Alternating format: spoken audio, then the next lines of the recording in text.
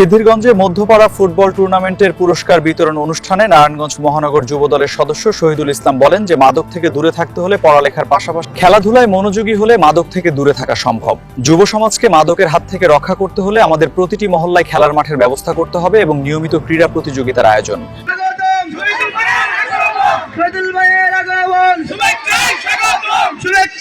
নারায়ণগঞ্জের সিদ্ধিরগঞ্জে নাসিক ১ নম্বর ওয়ার্ডের পায়নাদি মধ্যপাড়ায় এক জমকালো ফুটবল টুর্নামেন্টের পুরস্কার বিতরণী অনুষ্ঠান সম্পন্ন হয়েছে।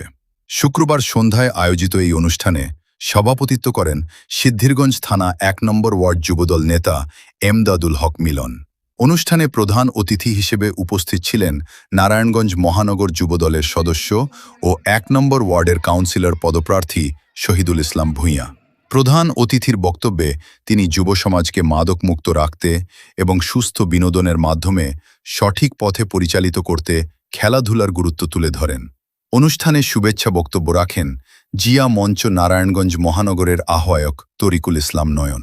এছাড়াও বিশেষ অতিথি হিসেবে উপস্থিত ছিলেন বিশিষ্ট সমাজসেবক নূরে আলম শিবলু, সিদ্ধিরগঞ্জ থানা ৭ নম্বর ওয়ার্ড যুবদলের নেতা মোহাম্মদ সোহেল, বিশিষ্ট ব্যবসায়ী ও সমাজসেবক মোহাম্মদ আরিফ এবং সিদ্ধিরগঞ্জ থানা স্বেচ্ছাসেবক দলের সাবেক আহ্বায়ক মোহাম্মদ মাহবুব রহমান মিলন। মোহাম্মদ আরিফ, মোহাম্মদ উজ্জ্বল হোসেন সহ স্থানীয় তরুণ নীরব, বাশারুল, মোবারক, আপন, রবিউল ও রিয়ানের যৌথ পরিচালনায় এবং সার্বিক ব্যবস্থাপনায় এই টুর্নামেন্টটি সফলভাবে আয়োজিত হয়। অনুষ্ঠানে অন্যান্যদের মধ্যে এলাকার গণ্যমান্য ব্যক্তি ও মুরব্বীরা উপস্থিত থেকে বিজয়ী এবং বিজিত দলের হাতে পুরস্কার তুলে দেন।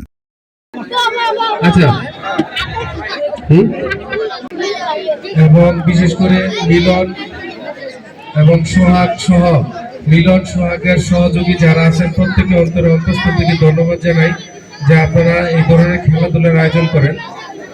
খেলাধুলা দিয়ে মানুষের মন মানসিকতা ভালো থাকে। যা মোবাইলে আসক্ত হইলে মোবাইল ব্যবহার করলে মোবাইলের মধ্যে মেধাটা থেকে যায়, কিন্তু খেলাধুলা হচ্ছে এমন একটি মাধ্যম এই মেধা বিকাশ হয়।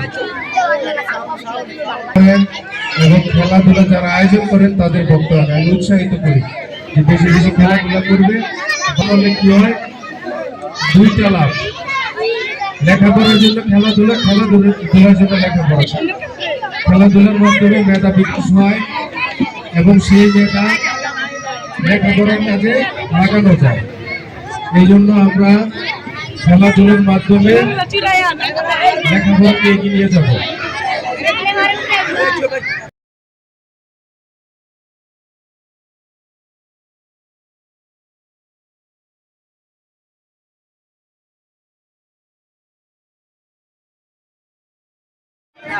আমরা যে জায়গা থেকে যে আলোচনা করব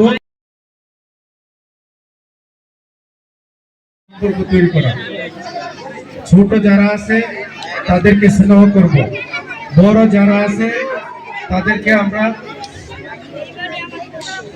আমরা সম্মান করব। এটা হচ্ছে নবীজি সাল্লাল্লাহু আলাইহি সাল্লামের সুন্নাত। নবীজি সাল্লাল্লাহু আলাইহি সাল্লামের তরিকা কি? বড়দেরকে সম্মান করা, ছোটদেরকে স্নেহ করা। ছোটরা যদি বড়দেরকে সম্মান দেয় তাহলে ছোটরা যখন বড় হবে তাদেরকেও ছোটরা সম্মান দিবে, আর বড়রা যদি ছোটদেরকে স্নেহ করে বুকে টেনে নেয় ছোটরা তাদেরকে সম্মান দিবে। তাইলে কি হইল, নবীজি সাল্লাল্লাহু আলাইহি সাল্লামের সুন্নাত পালন হয়ে গেল।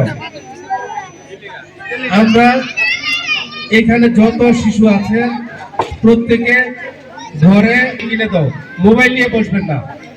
বাবা মায়ের বলবেন একটা 500 টাকা দিয়ে ফুটবল কিনে দাও, অবসর সময় 2-3 খেলবেন, স্বাস্থ্যটা অন্তত ভালো থাকবে।